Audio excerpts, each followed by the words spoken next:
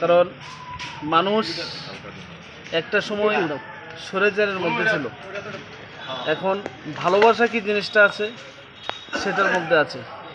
কারণ ভারতীয় জনতা পার্টি এমন একটা সরকার যার মধ্যে অফুরন্ত কি জিনিস আছে সেটা আছে, যা বিগত দিনের সরকারের মধ্যে ছিল না। মোটামুটি সকালে বেরিয়ে আমি অনেক কিছু উপলব্ধি করতে পারলাম, যা বলার কোনো ভাষা নেই। বিরোধী উদ্দেশ্যে কি মেসেজ থাকে, কি বলবেন? বিরোধী দলকে আর কি মেসেজ দেব? ওরা, আমি আগেও বলেছিলাম, ওনাদের কথা বলতে গেলে আমাদের মানে মুখে কোনো ভাষা থাকে না। হঠাৎ করে উড়ে আসে, আবার নির্বাচন চলে গেলে ওরা চলে যায়। ও শুধু সাধারণ জনগণকে বিভ্রান্ত করে, আর কিছু না। সকাল থেকে তো আপনি ঘুরছেন বিভিন্ন জায়গাতে, এখন পর্যন্ত কোনো জায়গাতে কোনো সমস্যা বা না না, কোনো সমস্যা নেই। কারণ আমাদের যে কার্যকর্তা আছে তারা কোনো এরকম ধরনের চিন্তা ভাবনা রাখে না। কারণ এটা গণতন্ত্র অধিকার, সবাই ভোট দেবে, এখানে কেন ডিস্টার্ব করবে কেউ? কোনো অসুবিধা নেই। যদি আপনি জয় হন, এলাকার কোন কোন বিষয় গিয়ে আপনি প্রথমে উন্নয়ন কাজগুলি হাত দেবেন?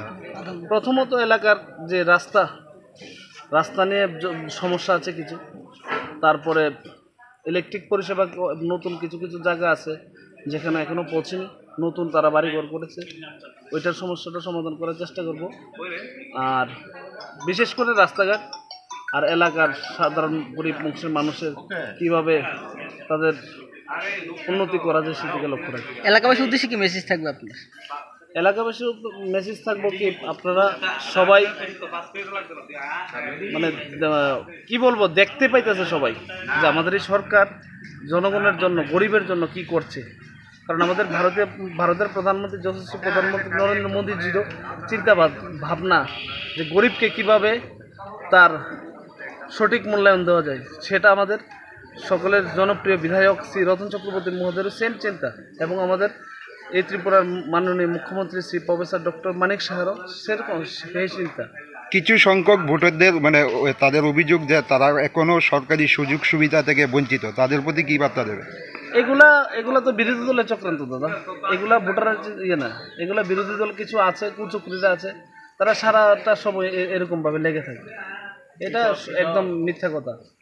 কারণ আমরা সরকার যেভাবে কাজ করছে, মানে বলার কোনো ভাষা নেই। আর আমরা দায়িত্ব নিয়ে বলতে পারি, কোনো ধরনের সমস্যাও নেই।